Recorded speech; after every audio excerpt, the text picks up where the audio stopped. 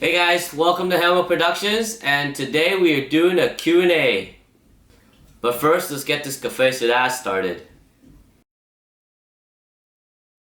My name is Tommy Lang. I was born in Vietnam, and our family moved here when I was about five and a half.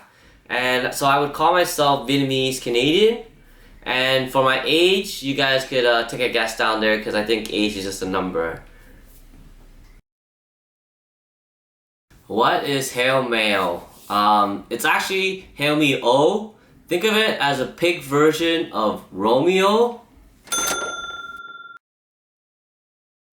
Why did I start doing YouTube? The first reason is to take care of mama.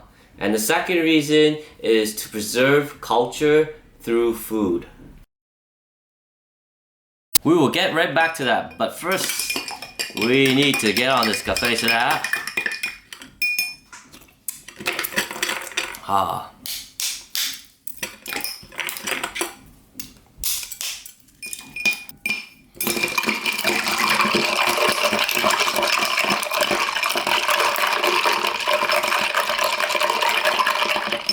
Back in Calgary, my hometown, in the winter it would be like -20 and stuff, and we didn't have much to do back then when we were in high school, so we'd be in Ken's basement watching travel shows like No Reservation and Parts Unknown, and we would pretend that we were in those cities eating that food and we would travel. That's kind of what we did, and that's just the truth. And when I was a lot younger, I watched a lot of Triple D's on the Food Network, and that was one of my favorite shows when I was like 13, 14 years old. So right before I started Heomeoproductions, I got a lucky chance and I went back home. I met up with my mom, we went for lunch, and I wanted to do a reaction video, and that was because I was gonna tell my mom that I was gonna đi quay phim heo. It kind of turned out to be a fail. You guys could probably see the video later. I'll put a link somewhere up here. It kind of turned out to be a fail because she probably knew there was a camera there and it was on, so you didn't get a full natural reaction from my mom. If you really did get a full natural reaction, it probably would have been like, "Đủ má mày, tao chém mày chết mẹ mày." That didn't happen because she probably saw the camera, but usually when she says that, I'm like, "Well, mom, who are you going to jam? Yourself?" We did it anyways. I posted it up, and if you guys would like to see, I'll put a link somewhere, and yeah. I am a huge sucker for pepperoni pizza, nice and simple, some hot sauce, and a Dr. Pepper with ice, and we good.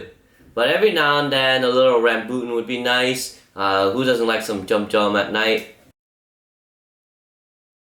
It would have to be barbecuing some meat over a grill. I mean, that's probably one of my favorite things to do, any type of meat over a grill. I also like to make potato salad. There's a lot of cutting involved, but it's kind of fun to make it, and you can make most of your friends gain weight. What are the top 3 things? I'm pretty sure they don't do this anymore, but back in the day when I was in Vietnam, chilling at my aunt's house, and the door would be open just like everybody else's house, and every now and then you'll have this lady with one of these wool on both sides, and she would come over and serve you food right in front of your house. There's not a lot of that going on anymore. They would call that, what, I think, gan, right? And one of the things that she had on one side and the other side was bánh bột lọc.